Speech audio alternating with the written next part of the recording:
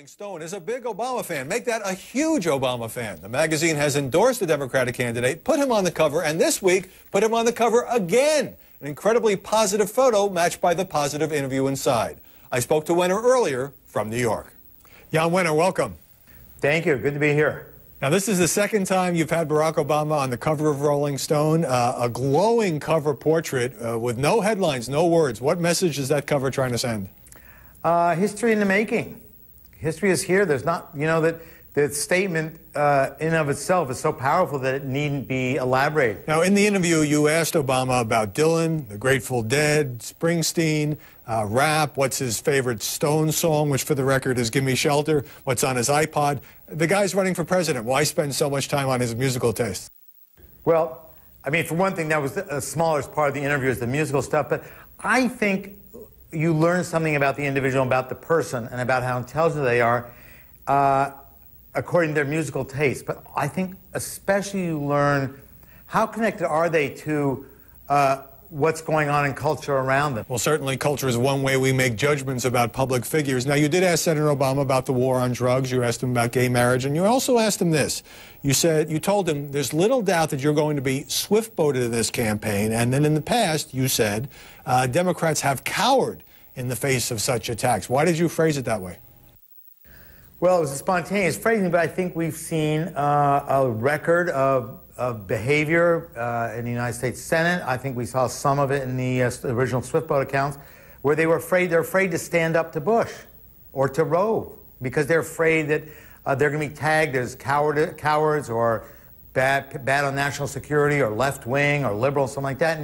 And I call that cowering, and I think that the public doesn't respect cowering or want cowering. Now, last week, Jan Wenner, you had Barack and Michelle on the cover of your magazine, Us Weekly. This week, of course, on Rolling Stone. What role does Rolling Stone play in a presidential campaign? Is there a special connection here with younger voters that you feel is going to help Obama?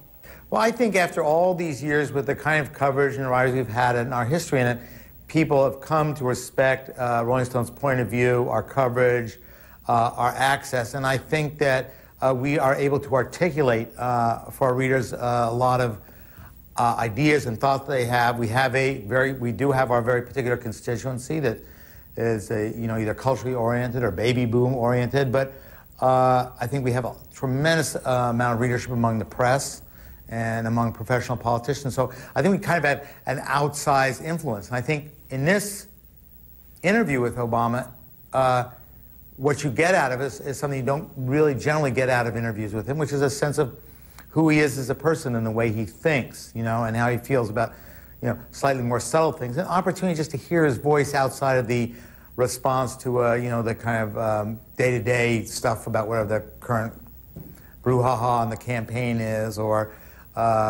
questions that, about an issue today but die tomorrow. But, really about who you are as a human being. Well, certainly interviews about policy positions and polls do tend to provide very similar answers, and I guess you were trying to get beyond that. But now you close the interview. You close the interview with these words: "Good luck. We are following you daily with great hope and admiration." Sounds like you're getting ready to write him a check. Already done that. You are an Obama donor. I put that in there because I left that in there because of his answer to that thing, in which he says, "Don't worry, we'll get this done."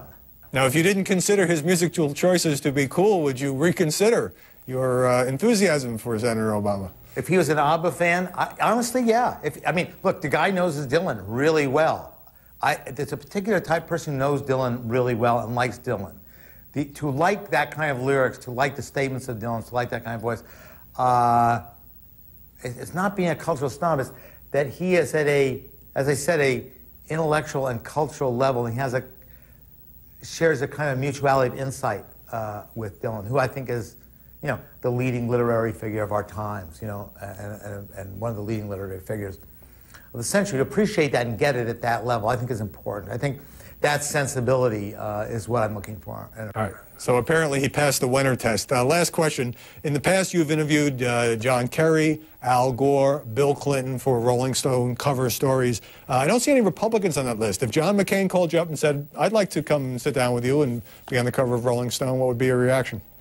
Well, I think we might take him up with it. We had Bush on the cover recently. There was a cartoon of him sitting on a stool with a dunce hat on his head, and it said, "The worst president in American history." By Sean Wilentz. Not exactly the kind of cover that you did for Obama. Well, I'm just trying to say that McCain will have to take his chances when he comes. But you would be open to interviewing John McCain? I would. Very much so. All right, I'll pass the message to his campaign. Jan Wenner, thanks very much for joining us. Bye.